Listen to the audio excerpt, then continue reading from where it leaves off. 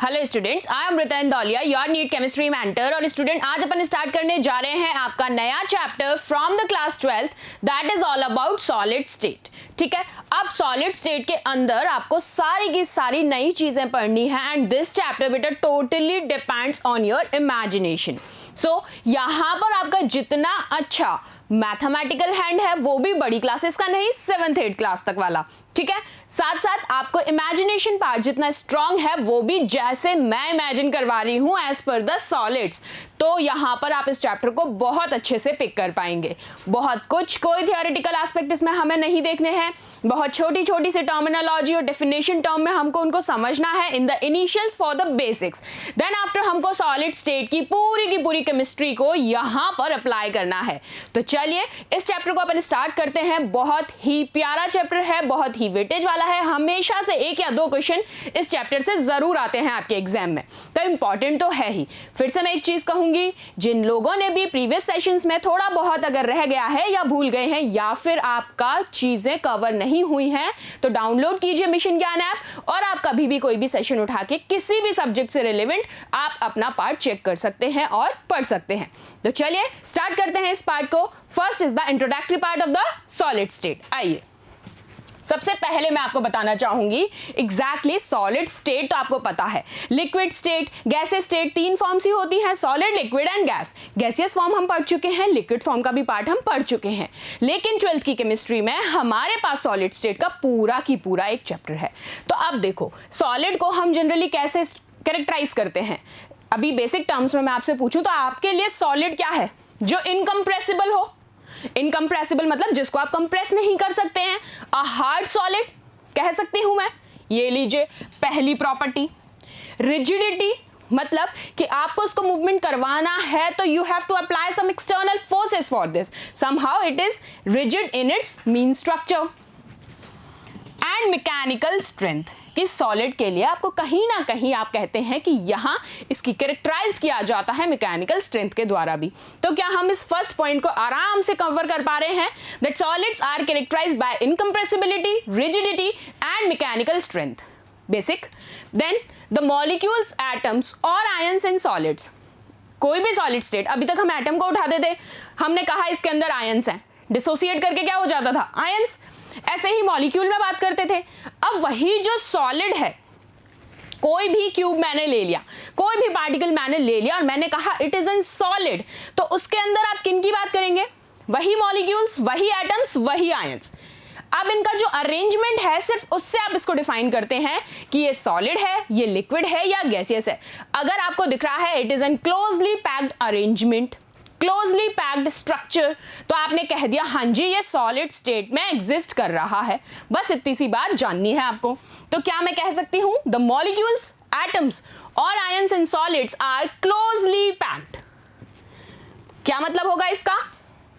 Means they are held together by strong forces कहा जा सकता है, और रैंडमली मूवमेंट इनके बीच में नहीं होगा, तभी तो हम उसको सॉलिड कह रहे हैं। अगर रैंडमली मूवमेंट हो जाता है तो फिर तो हम उसको लिक्विड या गैसियस स्टेट के फॉर्म से भी पहचान सकते हैं, लेकिन मैंने कहा नहीं, ये क्लोजली पैक्ड स्ट्रक्चर है, मैंने इसको असाइन कर दिया है that is a closely packed structure, तो आप कहेंगे जी बिल्कुल ये सॉलिड का फॉर्म है। अभी बेसिक से आपको समझना है। अगर मैंने कहा आपको ये लीजिए, ये एक बॉक्स है, ठीक है, एक हार्ड वुड बॉक्स, यही मैंने एक कंटेनर लिया, उसके अंदर पानी भर दिया, और यही मैंने कंटेनर लिया, उसको ऊपर से लिड से पैक कर दिया और उसके अंदर गैसियस मॉलिक्यूल्स हैं। तो आप मुझे एक बात बताओ, इन तीनों में से अगर मैं बात करूंगी एटम्स, मॉलिक्यूल्स, आयंस, तो इसके अंदर भी एग्जिस्टेंस होगा, लेकिन ये कैसे हैं? Closely packed. ये देखिए कि इनके बीच में कोई स्पेसिंग नहीं है, अरेंजमेंट जो है वो रेगुलर है, नॉट रैंडम, तो मैंने इसको कहा सॉलिड। अब आ गई बात समझ? And this is liquid and this is gaseous. अब ये जो सारी डिटेलिंग आपको पढ़नी है ये हमें यहां पढ़नी है एक क्यूब स्ट्रक्चर के फॉर्म में, उस पर भी बात करेंगे। चलो, तो बात समझ में आ गई है। Strong forces and can not move randomly, this is an important thing जो एग्जाम में कई बार पूछी जाती है। ठीक है, आइए 10 क्या अब इन सारी कैरेक्टरिस्टिक प्रॉपर्टीज से मैं ये बोल सकती हूं कि सॉलिड का इसका मतलब डेफिनेट तो वॉल्यूम होता है, साथ साथ डेफिनेट शेप होती है, स्लो डिफ्यूजन इनमें पाया जाता है और लो वेपर प्रेशर होता है। बिल्कुल, क्यों? क्योंकि अभी मैंने आपको बताया क्योंकि इनके अंदर कैसी प्रॉपर्टी होती है, बीइंग रिजिड। इसलिए मैं कह सकती हूं that solids have definite volume, definite shape, slow diffusion and low vapour pressure just because they have unique property of being rigid. तो बात आई समझ? चलिए, अब अगर आपसे मैं कुछ सॉलिड्स के लिए बात करूं जिनको कहा जाता है, बेटा देखिए अब आप सॉलिड्स को भी दो फॉर्म्स में पढ़ेंगे। कैसे कि अगर मैं सॉलिड को कैरेक्टराइज कर दूं in two forms, one is true solids and other is pseudo solids. What do you mean by pseudo? किस लिए हम स्यूडो वर्ड को यूज करते हैं? हम लोग यूज करते हैं फॉर फॉल्स और फेक। एक तो है ट्रू, रियल, ठीक है, फैक्चुअल, रियल। एक है स्यूडो, दैट मीन्स फॉल्स और फेक, मीन्स सम इम्प्योरिटीज वहां पर होंगी जिनको हम कह रहे हैं स्यूडो सॉलिड्स। तो आपको ये पता होना चाहिए कि जो ट्रू सॉलिड्स होते हैं और स्यूडो सॉलिड्स होते हैं इनके अंदर डिफरेंस क्या होता है, ठीक है। अब अगर इसके लिए मैं बात करूं कि true solids perfectly perfect, a regular arrangement, और अगर मैं कहूं तो a perfect solid is true solid. For example NaCl, अगर मैं इसको डिसोसिएट भी करती हूं तो आयनिक फॉर्म होता है Na plus and Cl minus, and each and individual unit of Na plus and Cl minus connect together to form a true solid of NaCl। Clear है?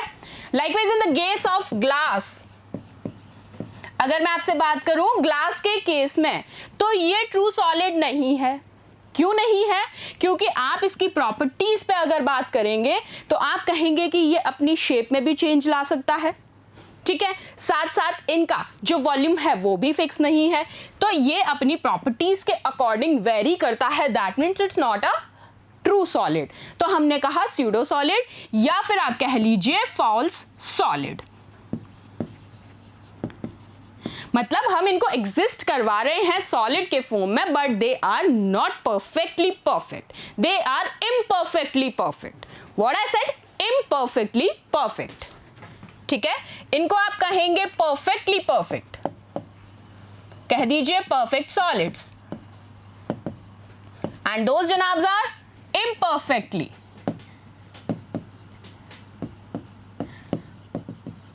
ये लीजिए, ठीक है। तो देखिए such solids are known as true solids like as NaCl, KCl, sugar, AgN, etc.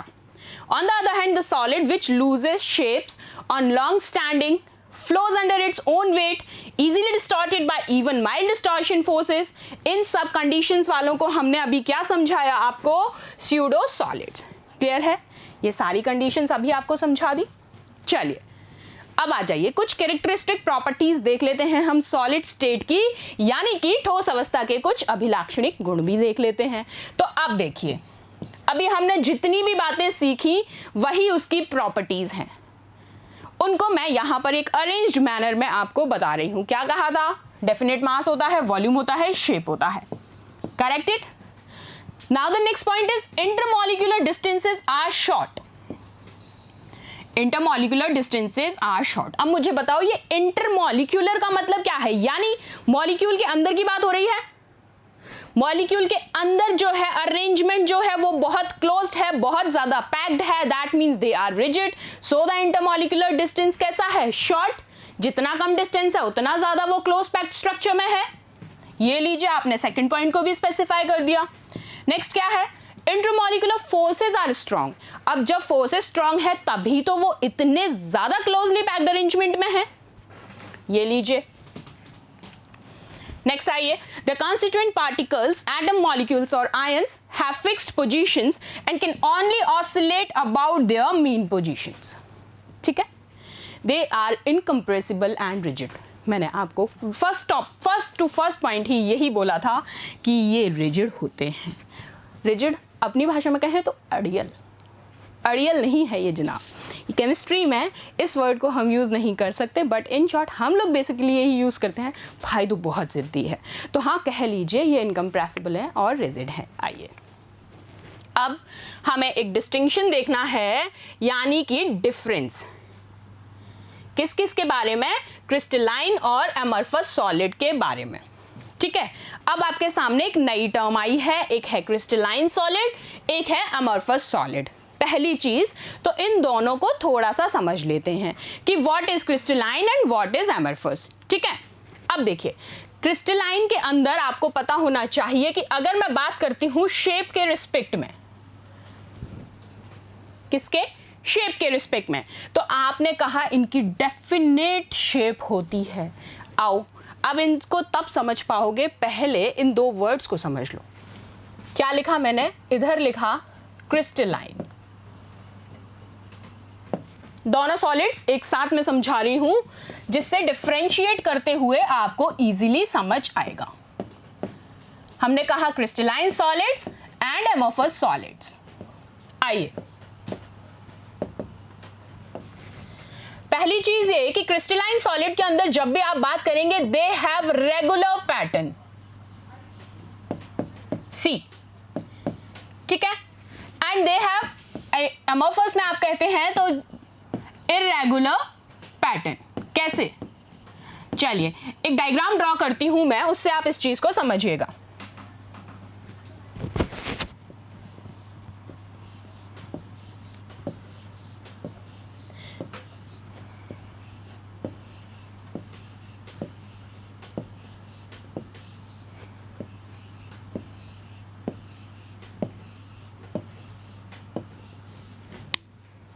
है ये regular pattern, और इसी केस में यहां बनाऊं तो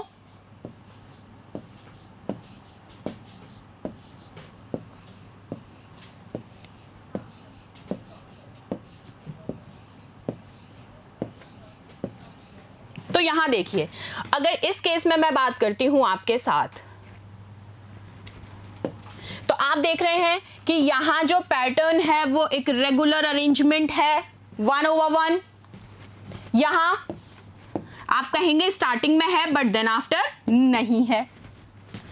अब पहली चीज आपको ये क्लियर हो गई कि रेगुलर पैटर्न है।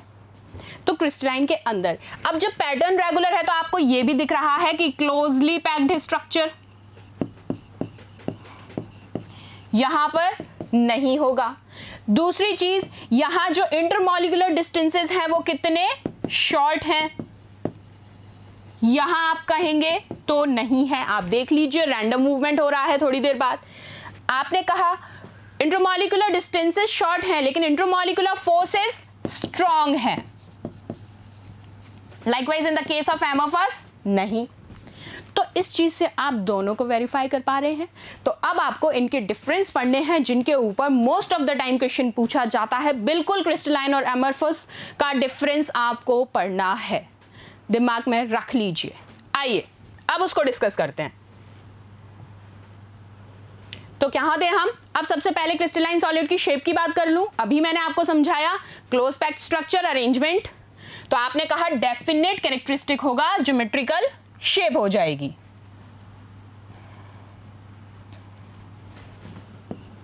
ये लीजिए, और इसके अंदर इर्रेगुलर शेप होगा एमोफस में। लाइकवाइज मेल्टिंग पॉइंट की अगर बात कर ली जाए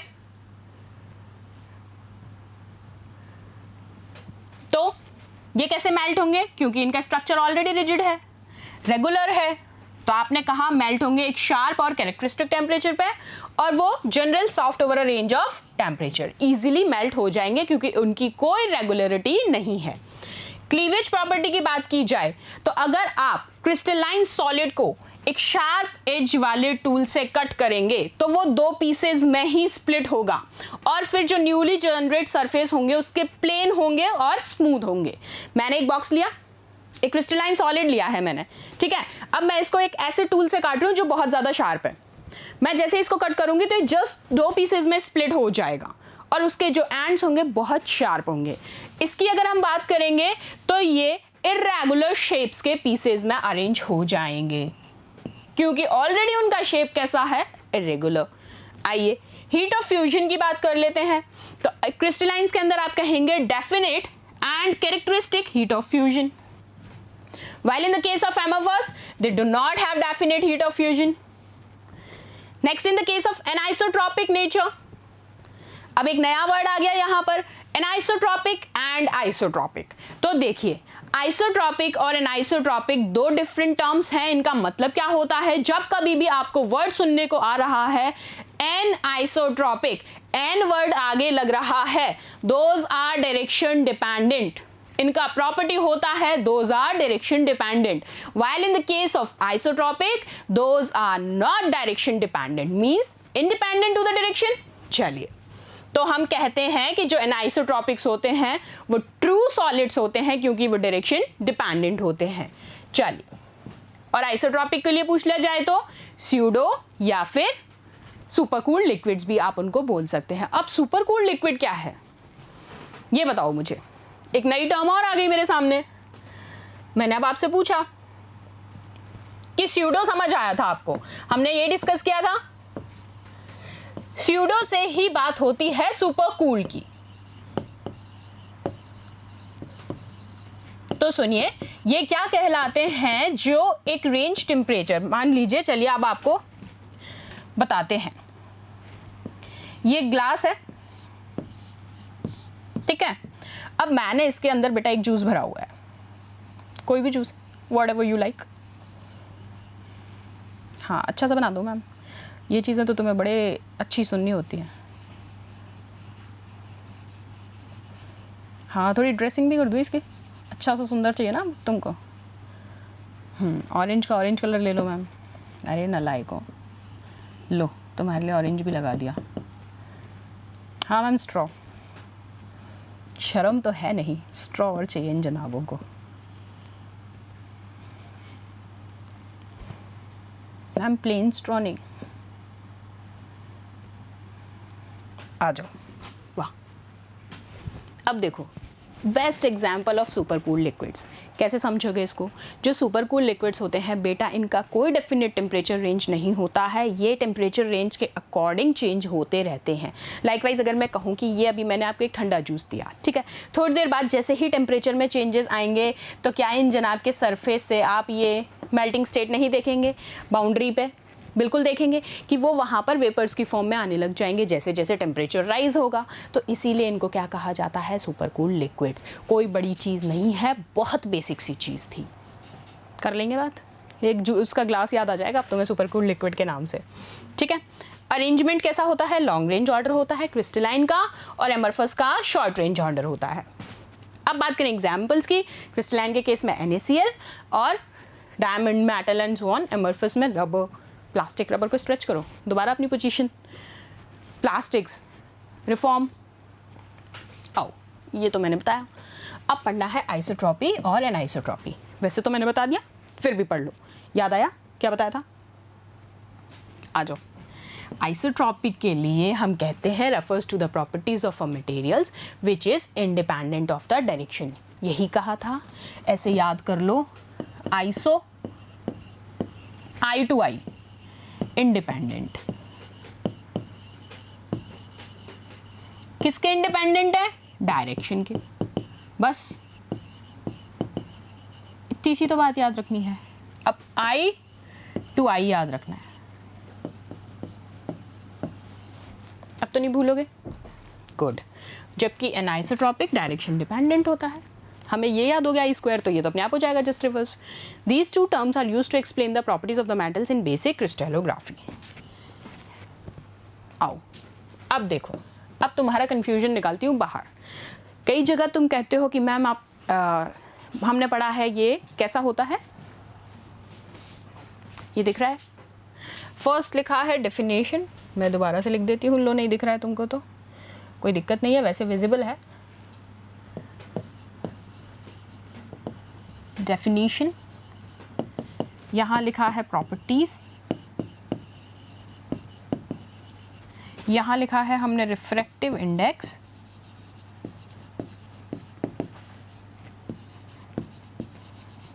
और यहाँ है एग्जाम्पल्स। चलो, तो देखो, अब डेफिनेशन के फॉर्म में बात करूँ तो आपका जो कन्फ्यूजन होता है, आप क्या कराते हैं, कई बार प्रॉपर्टीज़ के बेसिस पे आंसर दे देते हैं और क्वेश्चन में पूछा होता है डेफिनेशन के फॉर्म पे। तो इन्हीं दोनों चीज़ में कंफ्यूज नहीं होना है आइसोट्रॉपी और एनाइसोट्रॉपी के केस में। तो सुनो, जब कभी भी बात हो एनाइसोट्रॉपी की in the terms of definition, तो आप कहेंगे anisotropy is the property of being dependent on direction, जबकि isotropy independent on the direction.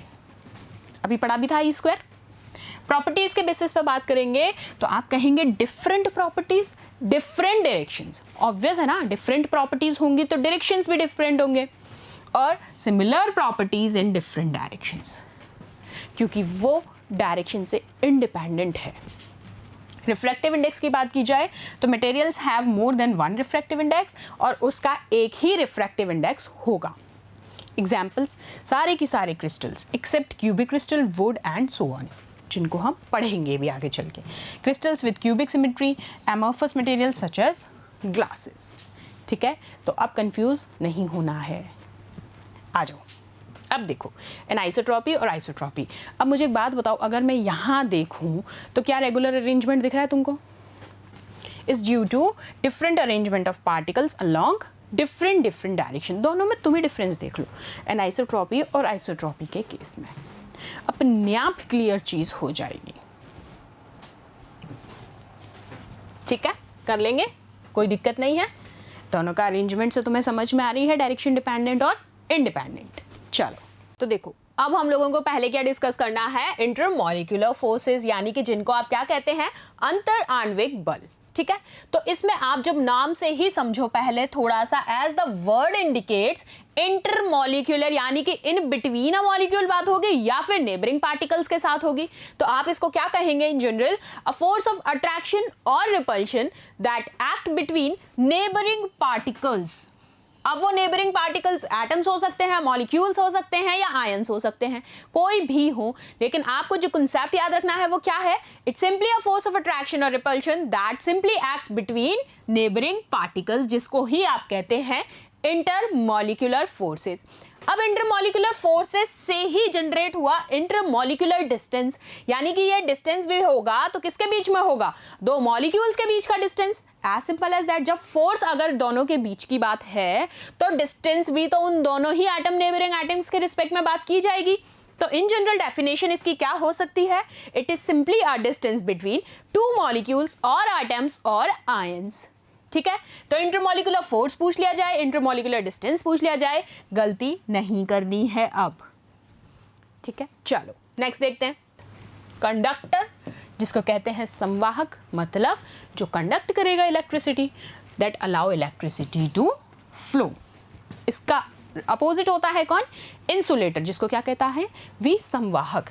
इसका क्या होता है, लो कंडक्टिविटी का मटेरियल होता है, और आप कहते हैं that the flow of current through it is negligible. तो इनमें भी कंफ्यूज नहीं होना है। लंदन फोर्सेस और डिस्पर्जन फोर्सेस, अब ये फोर्सेस दोबारा इस इंट्रो पार्ट में मैंने फिर से लिखी हैं। क्यों लिखी हैं, क्योंकि आगे वाला जो पार्ट आएगा उसमें जब डिफरेंशिएट करूंगी तो मैं सिर्फ टर्म दूंगी और तुम्हें भूलना नहीं है, क्योंकि तुम कहोगे मैम बहुत टाइम पहले पढ़ी थी अब याद नहीं है, तो यहाँ मैंने मेंशन की है। लंदन फोर्सेस और डिस्पर्जन फोर्सेस कौन सी थी, वो फोर्सेस जिनमें वीकेस्ट इंटरमॉलिक्यूलर फोर्स था। वीकेस्ट लंदन फोर्सेस को हम यही तो कहते हैं सबसे ज्यादा वीक फोर्सेस हैं, और उसी का दूसरा नाम क्या है, डिस्पर्जन फोर्सेस। डिस्पर्जन मतलब separation, that means the weakest force of attraction. Weakest intermolecular forces, अब अट्रैक्शन भी हो सकता है या रिपल्शन हो सकता है।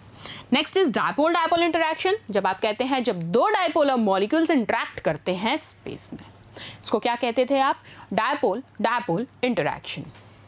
हाइड्रोजन बॉन्डिंग बहुत अच्छे से पता है, जो इन्वॉल्व करता है हाइड्रोजन एटम को लोकेट होते हैं पेयर ऑफ अदर एटम्स में, और उनमें हाई एफिनिटी होती है इलेक्ट्रॉन्स के लिए। तो अब नहीं भूलोगे, टेबल में सिर्फ नाम बोलूंगी, क्लिक हो जाना चाहिए। ठीक है, रिवाइज कराऊं। हाइड्रोजन बॉन्डिंग, हाइड्रोजन बॉन्ड्स के बीच में जो हम बॉन्डिंग कराते हैं उसको कहते हैं अदर एटम्स की होती है, और हाई एफिनिटी होती है इलेक्ट्रॉन्स की। डायपोल डायपोल, दो डायपोलर मॉलिक्यूल्स के बीच में जब इंटरेक्शन होता है स्पेस में। London forces weakest intermolecular forces. आ जाओ, अब आओ कूलाम्बिक और इलेक्ट्रोस्टैटिक फोर्स क्या कहलाती है? कूलाम्बिक फोर्स को ही इलेक्ट्रोस्टैटिक फोर्स भी कहते हो या फिर कूलाम्ब इंट्रैक्शन के नाम से भी जानते हो। ये अट्रैक्शन और रिपल्शन है पार्टिकल्स का और ऑब्जेक्ट्स का इलेक्ट्रिक चार्ज की वजह से। इलेक्ट्रिक चार्ज की वजह से आप देखते नहीं हो एकदम से सेपरेट हो जाना, ज़्यादा इलेक्ट्रिक चार्ज है तो अपन को उनको बाइंड कराना है सम इलेक्ट्रिक मूवमेंट्स के थ्रू, तो उसको चार्ज फॉर्म में तो दोगे आप, तो उनको कहा जाता है कूलाम्बिक और electrostatic force, basic terminology. So next is glass. अब ग्लास और क्वार्ट्ज में मैंने आप लोगों को पहले ही एक चीज बताई है कि ये कॉन्सेप्ट जरूर याद रखना है कि which one is amorphous and which one is crystalline. अब है तो दोनों ही सॉलिड, तो जब कभी भी ग्लास के रिस्पेक्ट में क्वेश्चन आएगा तो यही पूछा जाएगा कि किस टाइप का ये सॉलिड है, तो आपको बिल्कुल याद रखना है it is an amorphous type of solid, while quartz is crystalline solid. ठीक है, और साथ साथ एक टर्म बताऊंगी अब मैं आपको जिसके लिए बहुत बार क्वेश्चन पूछा गया है। क्या है वो term? That is simply annealing. अब ये एनिलिंग वर्ड का मतलब क्या है? जब कभी भी आप क्वार्ट्ज को मेल्ट करवाते हैं, अब आप तो घर में बैठ के करवाएंगे नहीं कि लाइए क्वार्ट्ज लेके आते हैं मेल्ट करवा के देखते हैं, नहीं, ये प्रोसेस है इंडस्ट्रियल प्रोसेस, तो वहां होता है ये।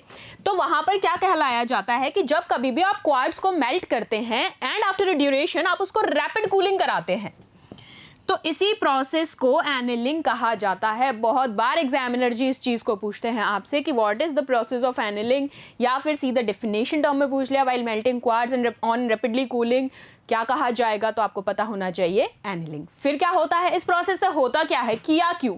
क्योंकि यहां पर आप देखते हैं कि जो क्वार्ट्ज है वो कन्वर्ट हो जाता है अगेन बैक टू ग्लास। बात समझ में आई कि एनिलिंग इज द प्रोसेस जहां पर आप क्वार्ट्ज को फिर से ग्लास में कन्वर्ट करा सकते हैं, क्वार्ट्ज टू ग्लास। और कंडीशन मैंने बता दी आपको किस तरीके से होगी, इट्स एल, कि जब आप उसको मेल्ट कराते हैं और रैपिड कूलिंग कराते हैं। और दो टू द पॉइंट चीजें हैं, ग्लास एमोफस सॉलिड है जबकि क्वार्ट्ज क्रिस्टलाइन सॉलिड है। चलो ये देखो कुछ ऐसा स्ट्रक्चर होता है क्वार्ट्ज का और ग्लास का। This is quartz.